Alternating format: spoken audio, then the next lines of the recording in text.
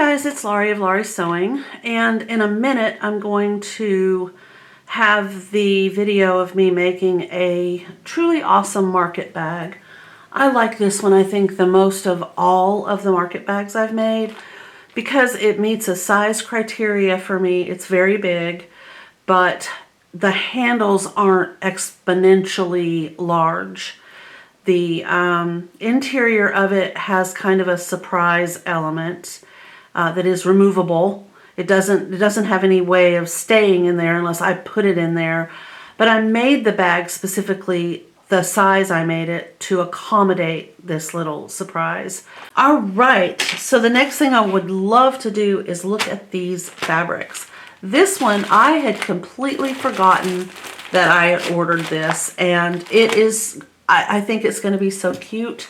And it was all they had. Of course, you know me, I like to order my fabric on Amazon. For one thing, here's a reason for me to do it. I don't go into Joann Fabrics and then just start picking random, like, oh, I have to have this and I have to have that and I've got to have this and I've got to have that. Before I purchase this type of thing on Amazon, I have to think about it. I have to stop, catch my breath, and think, what am I doing? I did just run across this because it was back when I was originally looking for this, which I believe this from Joann Fabrics is more yardage of this. But that is a whole different story. So, but anyway, I ran across this and I was like, oh, I love it. I just love it. And I may open this and hate it. And the reason I'm saying these ridiculous things is because back in the early, well, the late 80s to early 90s, I grew so weary of mauve. Oh my goodness. Mauve was, yeah, I basically just kicked mauve to the corner. And it's been a long time since I've been able to look at it. This caught my eye. And I don't know if the mauve on my computer screen is the same mauve that's in person. So we're about to find out. I'm going to use my paper cutting scissors to do so.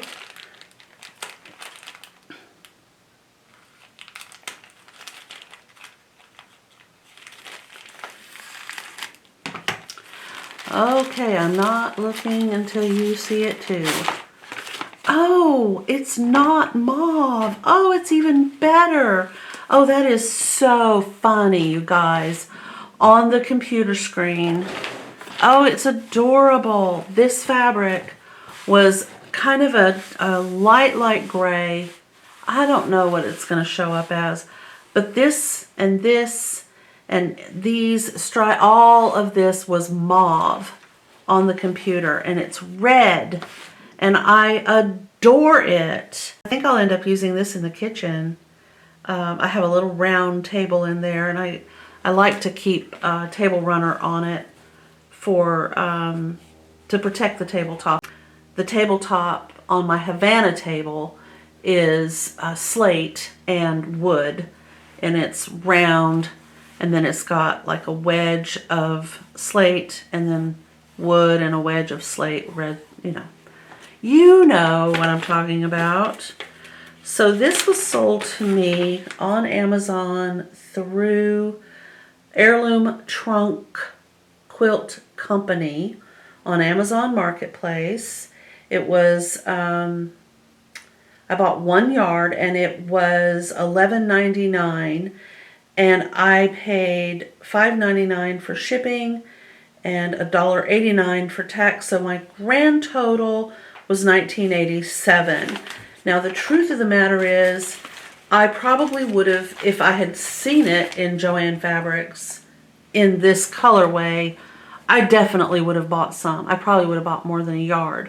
But this is the only amount that was available. They only had a yard at their marketplace shop, and it was really kind of a perfect amount for me. The kitchen needs a little bit more attention as far as linens go. Okay, so this is from Joann. So it's going to be more of this. Now I bought it because I was afraid they were going to run out.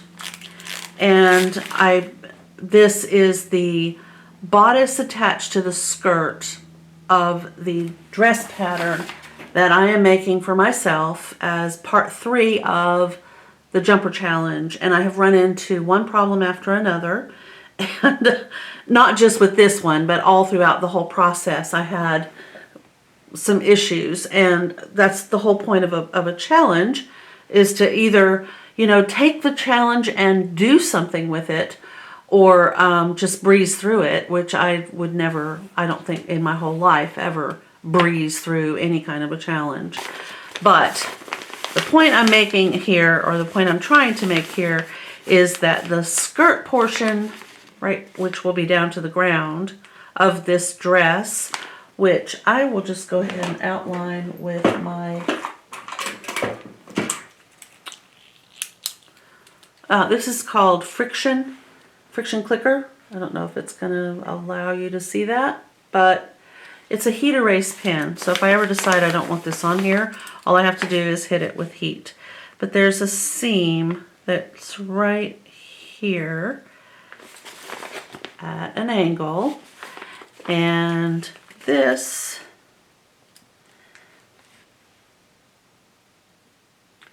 right here, this part right here, this little, is piece number 6. The rest of what you see on the front of her body is piece number 5. And then she's got another piece number 6 over on the other side. Now mine is cut straight across like that, and is also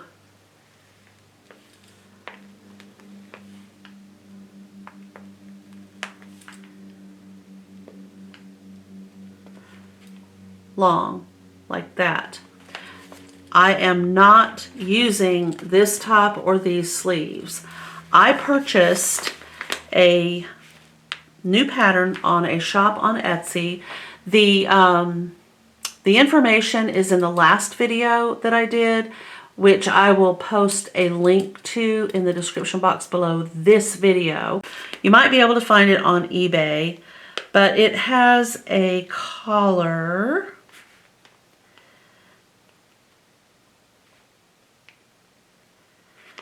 And it buttons down the front. It's quite long. It's called Mrs. Shirt in 2 lengths. So it has the longer, just regular sleeves. And the version I'm going to make, I think, had the elastic ruffly sleeves.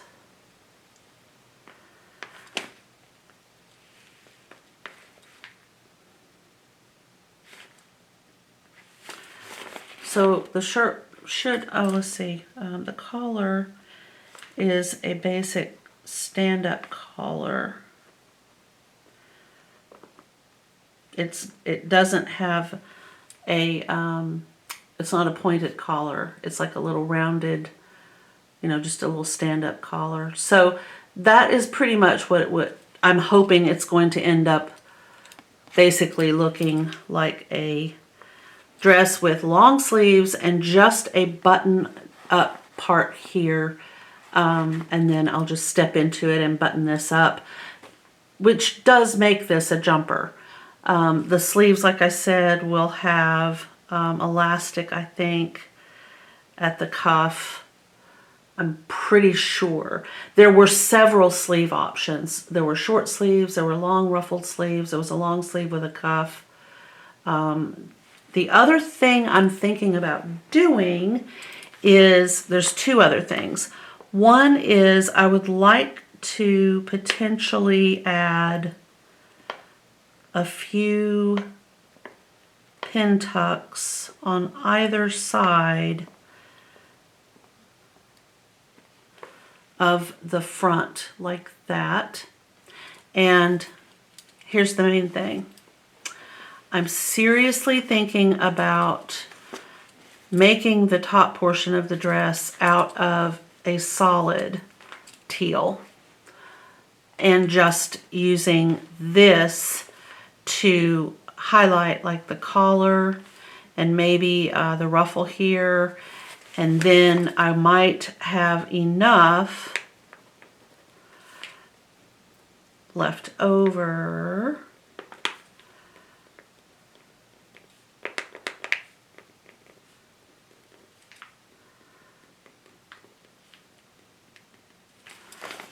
to create a ruffle at the lower hem. So that is potentially what I'm going to do. I might use the watercolor fabric to make these ruffly sleeves here. I love the idea of the pin tucks on the front. That's not part of the shirt for this. And the other thing I could do is use fabric covered buttons and cover them in this. I'm seriously thinking about doing that. So we'll see. I'm really excited about the prospects, but because I ordered 2 yards of this, that will give me, and they are basically out of it. The online portion of Joann Fabrics is basically out of this. I mean, I think there was 1 more yard and I didn't need it, and I certainly didn't want to spend the money for it, so I didn't. So I just bought 2 yards, and I can use it to make the collar. I can use it to work on, you know, a ruffled hem and ruffled sleeves and a collar and some buttons. And then I found broadcloth. I believe it was in this color right here. Yeah, I'm pretty sure. And I did take my computer version of this. You know how you can always just get like a little snippet of your fabric. And I held it up next to, on my computer monitor, a snippet of the teal colored broadcloth, and they were like a perfect match. Interestingly, the broadcloth was $4.99 a yard, so I think it'll be absolutely doable. I just want to get the pattern in the mail and have it here and look at it and decide what kind of shirt I'm going to do before I purchase more fabric for this project. So that is where I am. What I have left to do with this is just remove the bodice of this, what I have on the skirt, and I've just been kind of slowly picking away at it.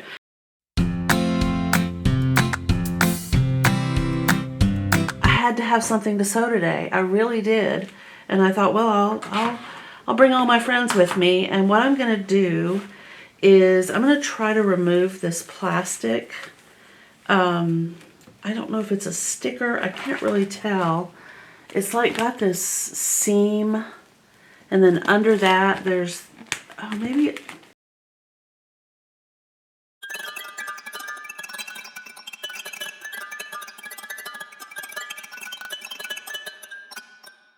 well, okay, so I figured that out. This is kind of dirty, but this is a sticker right here. And if I cannot remove it, I'm going to use a method that I will show you. I'll find something plastic and I'll show you how to remove using canola oil or vegetable oil and cotton swabs or facial cleaning pads. This is, okay, there is going to be icky sticky residue there. So, of course this, you know, I'll use as a template for something. All right, so let's see. I'm gonna lay this flat right here. I think I'll use my heavy sand-filled pin cushions. I have a couple of heavy. This one has sand in the top part, so they're both a little on the hefty side for holding things down. Okay, I want to remove this residue because what I'm going to do with this is use my scrap fabric from my jumper, this beautiful watercolor fabric, make a tote bag for the grocery store, and this will be to hold items that tend to either, you know, like a frozen something or other that ends up thawing out a little bit and everything in your tote bag gets wet from the condensation. I'm not interested in that. These are, they're called Swispers. They're exfoliating rounds. There is a little bit of a kind of a scrubby pad thing on one side, so I'm just putting a little bit of vegetable oil on the scrubby side. And I don't really like to use a lot of oil on a plastic, but I have to say it does work at getting sticky sticker residue off of whatever it is that you're trying to clean up. And then there's a little bit right there.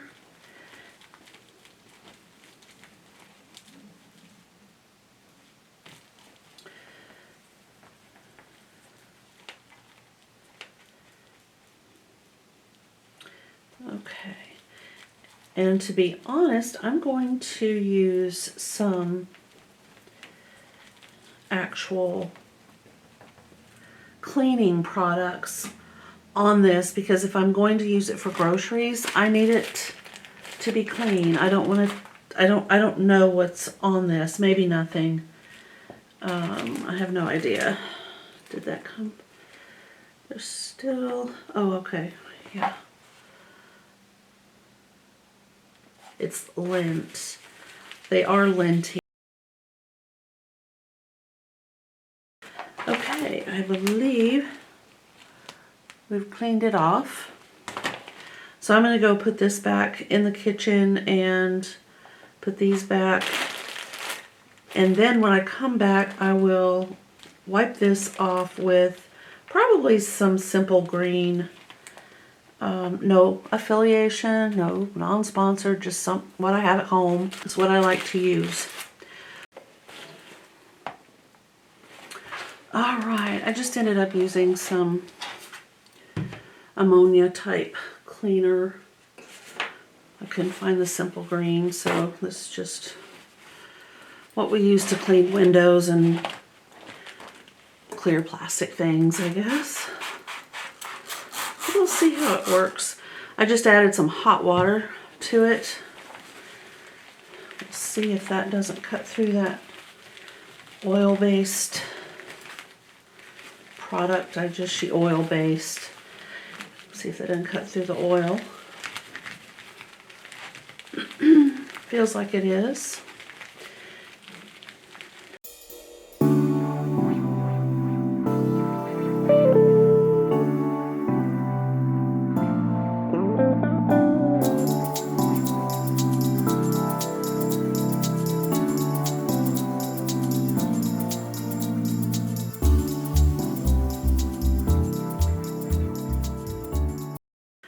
Alright, so if this is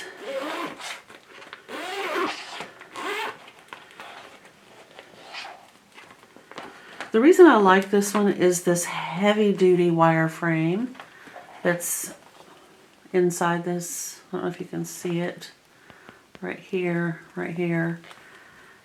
It's not flimsy, it's very heavy duty. I mean, clearly it's standing up all by itself and it's not deflating when I lay it down on its side. So it's kind of a good thing to keep and have on hand. I like it.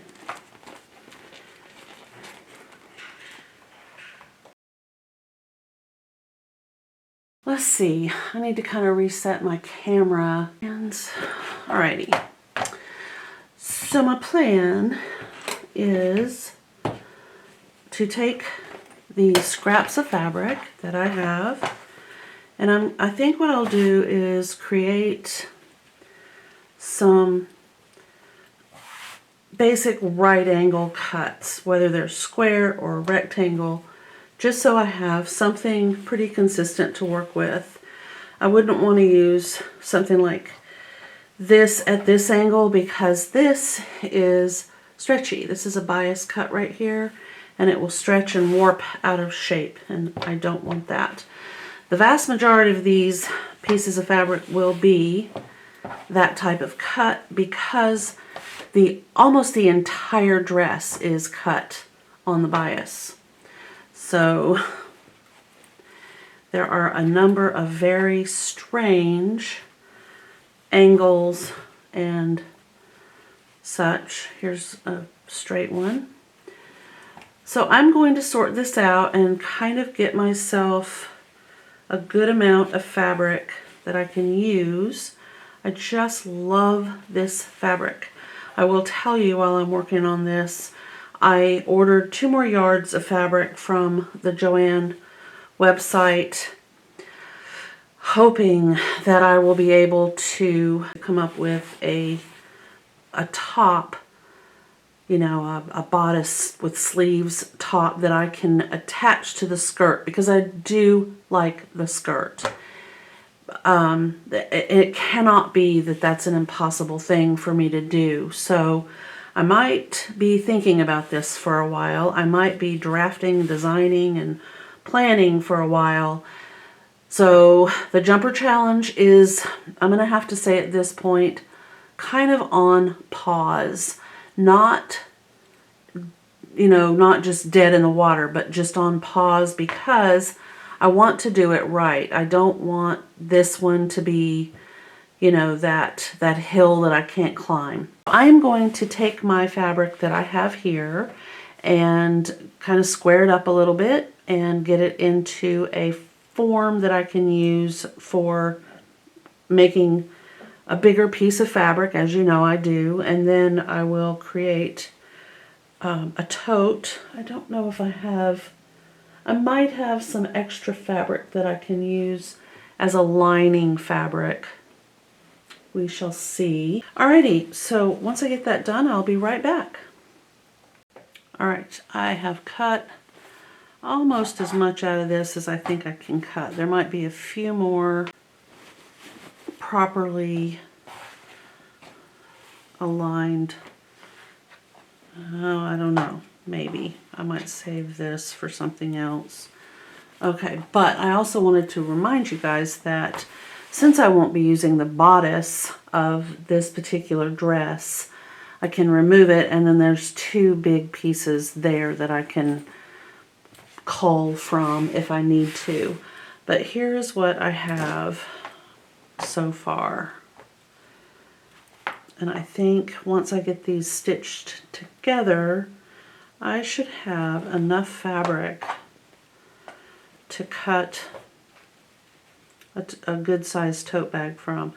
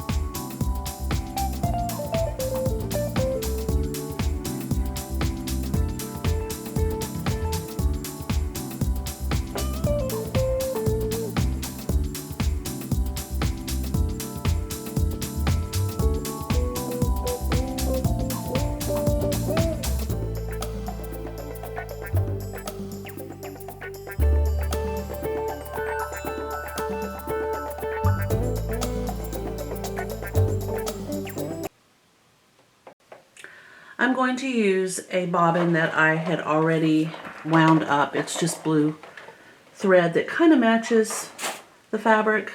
I just feel like winding a bobbin with this would be kind of wasteful.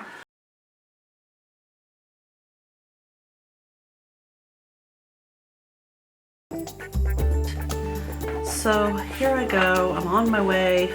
I'm just going to be stitching these together, and then when I come back, we'll start the tote.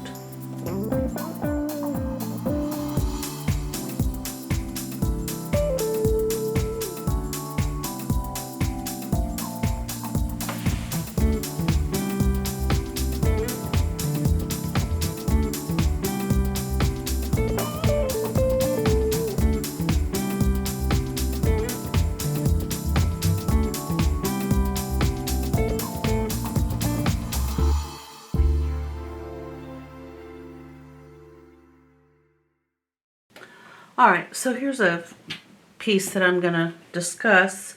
I have a very nice piece of fabric right here.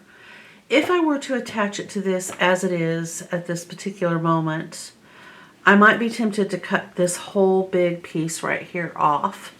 So I'm not going to do that. What I am going to do is make this wider by adding another strip over here, or by adding another strip over here. For balance, I'm going to do that strip on this side. I'm going to use this piece of fabric right here, and the way I'm going to do it is cut this in half, literally just right in half. I'm folding it, finger pressing it, and then I'll have a very visible fold line right in the middle. I can use that as my cutting line.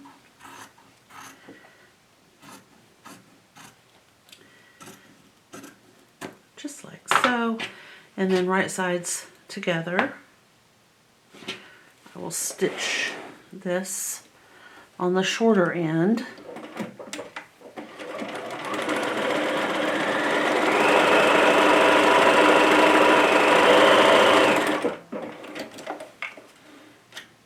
That. Now I don't have to worry about the bulk of that seam allowance being in the way. And a seam allowance can really change how your piece of fabric goes together. Like right here, it's really tight, so my fabric is kind of bunching up, and I'll need to go press that. But once more, I'll just do right sides together.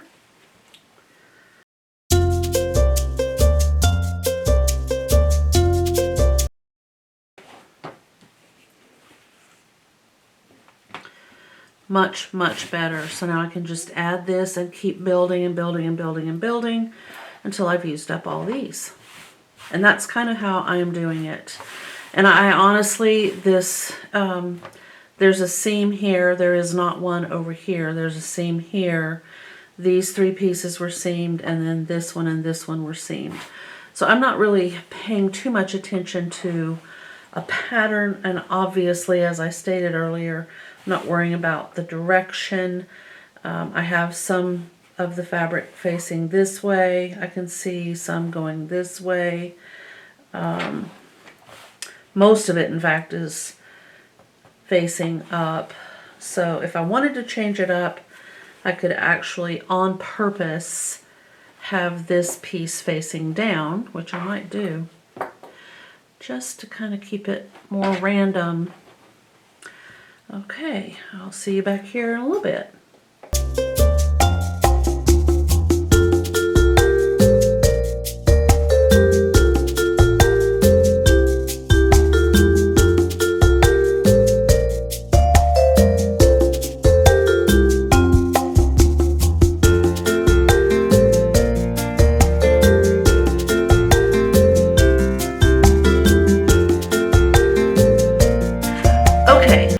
So here we are, we have made this gorgeous bias binding, and I'll put this over here because I do have some other things I need to take care of.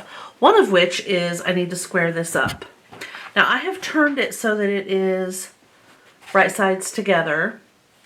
I swear that is just so pretty. It just honestly reminds me of a pond with blue lily pad flowers and little sparkles. I don't know, that's really funny. Okay, so I'm going to take my fabric and I'm going to line up one edge.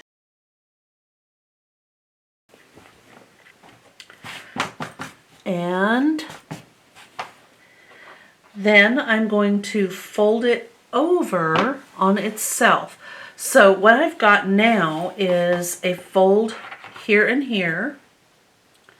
And then I have a fold along this edge. These are raw edges and these are raw edges. And I am going to straighten this up using the tools I have.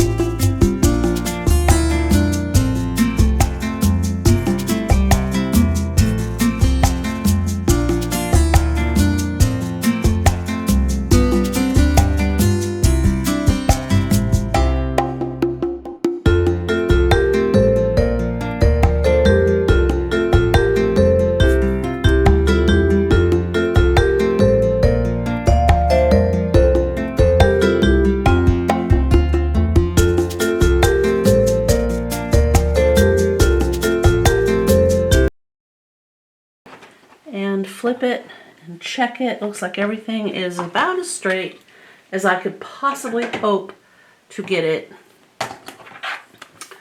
Now I'm going to reinsert my stretchy elastic hairband and hang it back up on the hook. And that way I know where it is the next time I need it.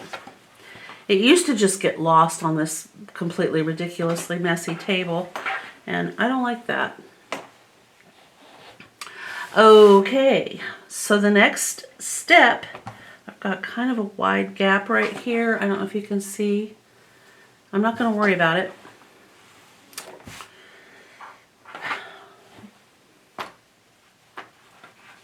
I'm just going to fix it because I have to. So I'll use this ruler.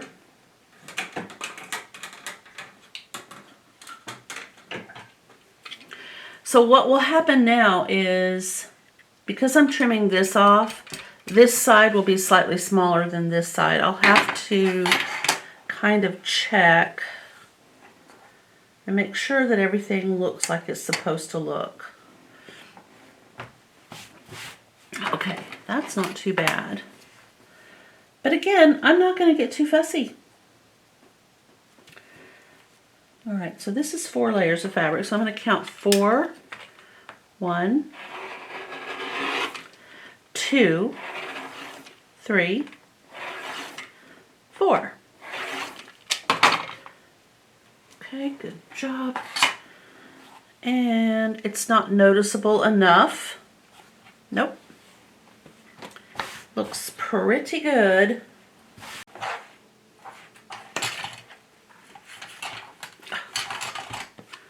Okay, so what I'm going to do, my way, is I'm going to take my bias trim that I have made and I'm going to sandwich this raw edge right in here. This isn't the typical method of application. What you would normally do is stitch it right sides together with one of the open ends and flip this over to the other side. But I don't want to do it that way. I want to do it this way. So I'm going to pin it. It's going to have basically the same look. It's just one row of stitching instead of 2.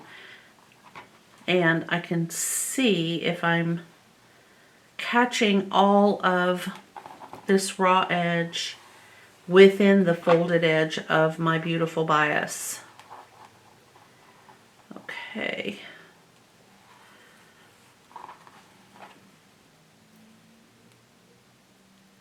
the reason that I'm leaving a bit hanging off the edge is because I'm going to be stitching this together on the sides.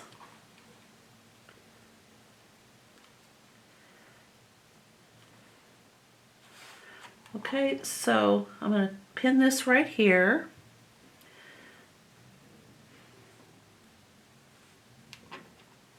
And then I'm just going to clip off about like that, okay?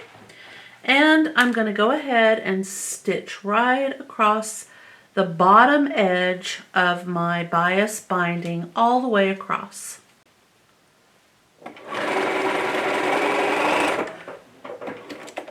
Okay, well, that turned out to be quite fun. So we've got these top edges are finished with that lovely, lovely bias trim. So now I'm going to take these two top edges and just line them up, just like so. The first thing I want to do though before I go any farther is I need to decide, do I want an outside pocket on this? Because if I want to do an outside pocket, now is the time to do an outside pocket when the fabric is easy to manipulate, and this would be where one would go or another would go, or if I want them on the inside, they would go on the inside, and I don't have to deal with my piece being folded up or stitched up. So, you know what, actually, I don't think so, because I noticed the last time that I actually had things in the pockets of the last two that I've made kind of not safely secured. So I'm going to say no pockets on the outside, and I don't think I'll need them on the inside since I have this thing right here.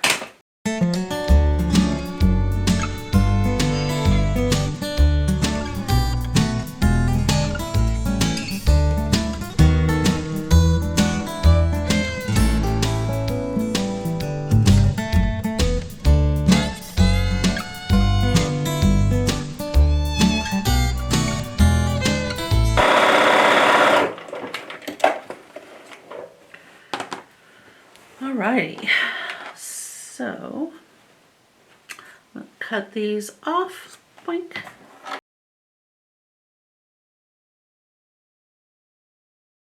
I'm very happy with the way this fabric has turned out.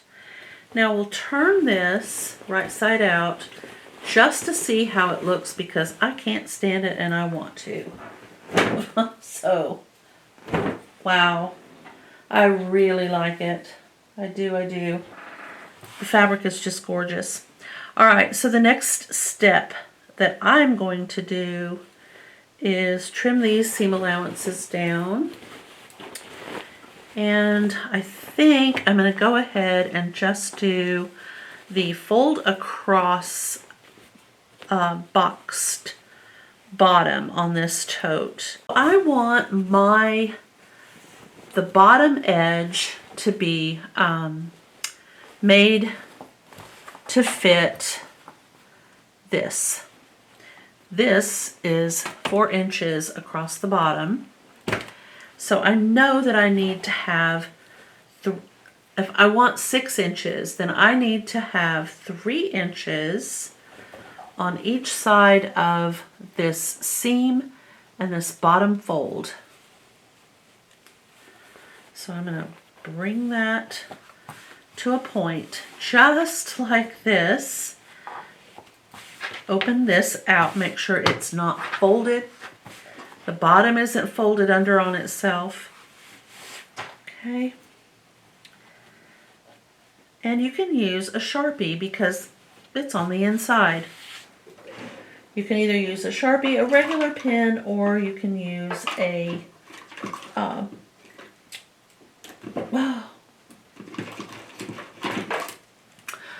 heat erase pen.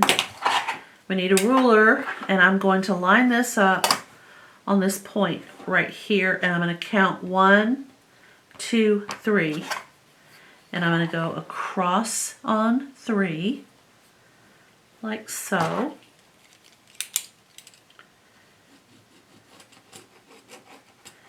And draw a line.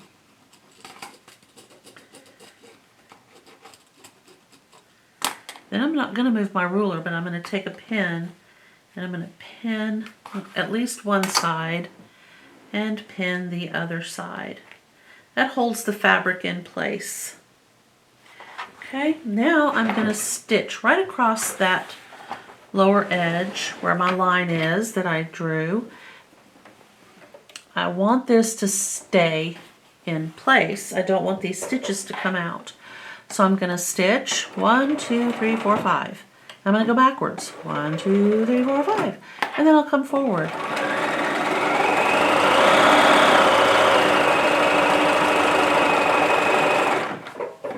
Okay. Now here's the deal.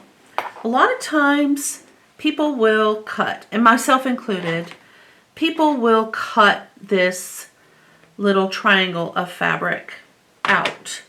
I don't want to do that because it folds down on the inside and it offers a little bit of stability. So we're just going to leave that just like it is, and we're going to take the other side of this bag and we're going to do the exact same thing that we just did here. We are going to mark 3 inches on both sides of this side seam. And I want it to be even, so I'm going to kind of center this seam. And if you have a bottom seam, if you had to put 2 pieces of fabric together, you will have a stitched seam here and a stitched seam here on the side.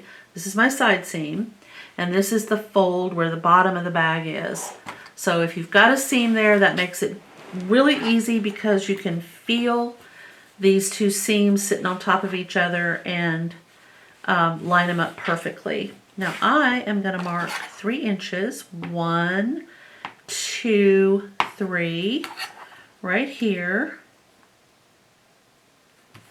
Make sure it's at 3 and 3.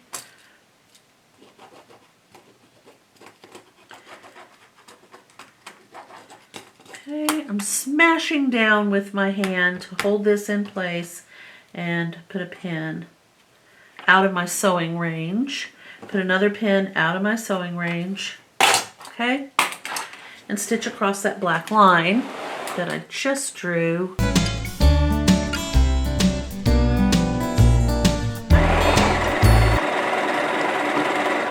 Okay, and again, I'm not going to cut this little triangle off because it offers stability to the bag. So then you can just reach in, and you see how they fold down kind of on top, like so, across that bottom. That is a great way to add stability to the inside part of your bag. Here is the boxed bottom here, and on the other side, the boxed bottom over here, like so. And then on the inside, those little triangle points that we've created are just going to fold down on top of the bottom right here and make it nice and stable in there. Okay, I'm going to shake it out. There we go. Nice. Okay, so here is the boxed bottom. All right, this will go inside. Just like this. That is so cool. I love it. I don't even have to stitch it in, which I had not planned to do. I just thought it would be easy. You know, you're going by, say, the yogurt aisle, and you want to just pop a few yogurts in here and then zip it up. Pop it back down into your tote for groceries, and when you check out, I wouldn't put them in here until you're ready to check out. When you're checking out your groceries, then you could put them in here. Otherwise, you're going to be zipping and unzipping and zipping and unzipping. But I made the boxed bottom 6 inches, so I have 2 extra inches where I'll have enough room in here to put other things next to this plastic wired container thingy. Okay, so the next step now is for the straps.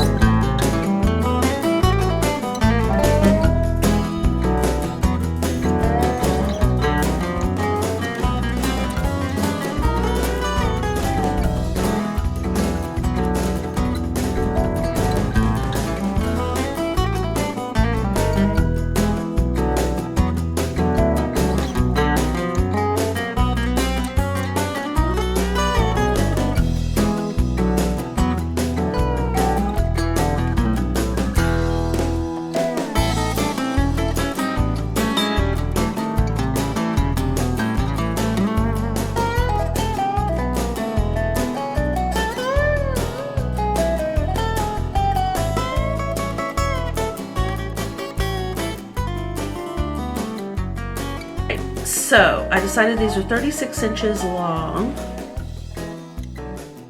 I'm going to point it down to the bottom of the bag. Fold it in half, split it. Also, my stitching is on the inside, so I know they're both the same. And this time I'm going to pin right here. I'll have to measure the distance, but I'm kind of able to eyeball this a bit. All right, so I'm going to pin through one layer of the tote right here, like that. And then I'm going to take my measuring device and get it right on the side seam, right here. And that is 3 inches even, right there. Okay, double check. This goes this way. And now 3 inches from this side seam.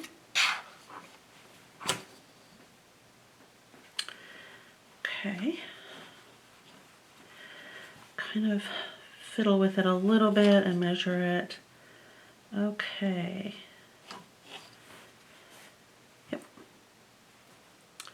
And once again, I'm going to pin it just through one layer of the inside of the tote. Okay. And then after I get that stitched, I will then flip this up and then stitch. And I'm going to do kind of a different method there. I had to change my bobbin, by the way. I ran out of bobbin thread a moment ago. Okay. I'm still listening for the cornbread. All right, we'll open this up and slip it on right here, keeping this seam line right here completely parallel.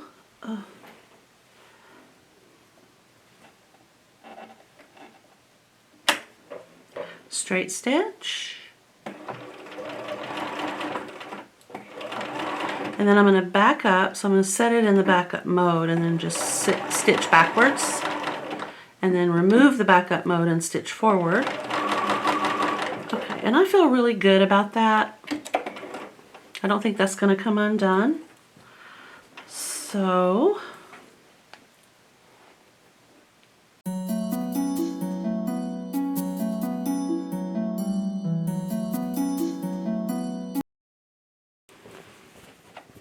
okay. Now the next step in this process is to flip this up like so, and I'm going to stitch it all the way up. Now I have found through a lot of doing these that if I stitch on the left side first, like right here, and then come across and then go back up and across, I never have to lift the needle. If I start on the right side, for some reason, I end up having issues. So I always start over here on the left, cross up the right, and across.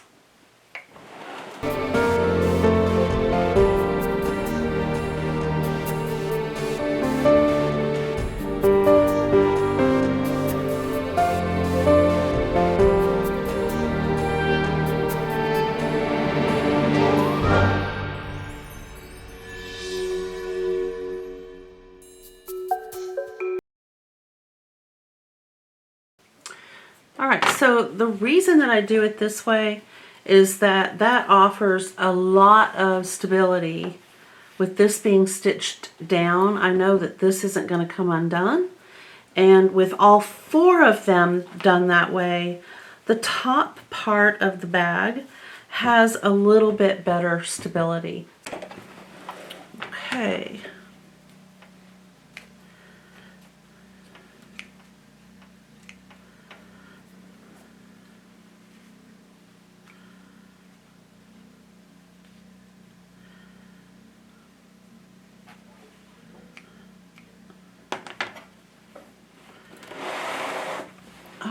I'm quite happy that this has turned out like it has, and this will go in like so.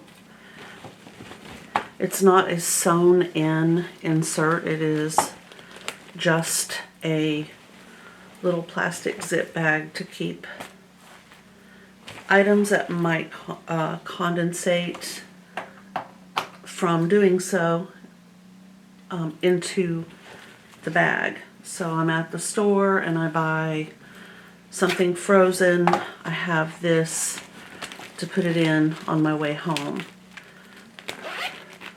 Because it's wired, it's heavy duty wire, it opens up to, what did I say, 4 inches? 3 inches? 1, 2, 3.5. I think I could easily get something quite large in there.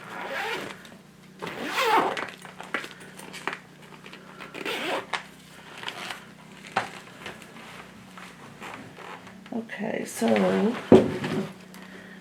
1, 2, 3, 4. Yes, it opens all the way out to 4 inches. There we go.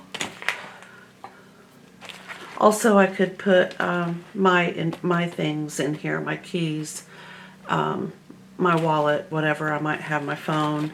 This is a little pocket right here that I could put anything. I could put a piece of this fabric in there if I wanted to, just to coordinate it. I don't want to, but I could put I don't know, some change, things that are easily lost,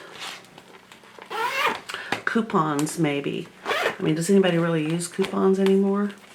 If you do, there's that. All right, it has absolutely been a pleasure making this bag. It's quite large. Let's see, it is all the way 1, 2, 3, 4, 5, 6, 7, 8, 9, 10, 11, 12, 13, 14, 15, 16, 17, 18, 19 inches this way, and down to the very bottom. 1, 2, 3, 4, 5, 6, 7, 8, 9, 10, 11, 12, 13, 14, 15, 16, 17 inches. And the handles are literally a perfect size for me. So they started out 36 inches long, all the way from one end to the other end. And the handles now are coming off the top. They are let's start in the middle. So we'll go 1, 2, 3, 4, 5, 6, 7, 8. So there's 8 inches between where the top of the bag is and the top of the handle is, which I think is perfect. So yeah, it's a great size for groceries, and I like having that little plastic thing in there to use. I don't know how I will, but I will let you know what I end up doing with it.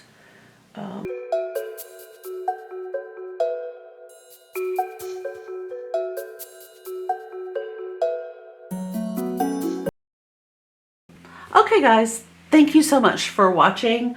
I hope you enjoyed this video. If you did like it, please give it a thumbs up. And if you've not already subscribed to my channel, I hope you'll consider doing so. And if you hit that little bell, it will remind you or let you know when I have a new video out. Thank you again. Have a wonderful day, and I will see you in the next one. Bye.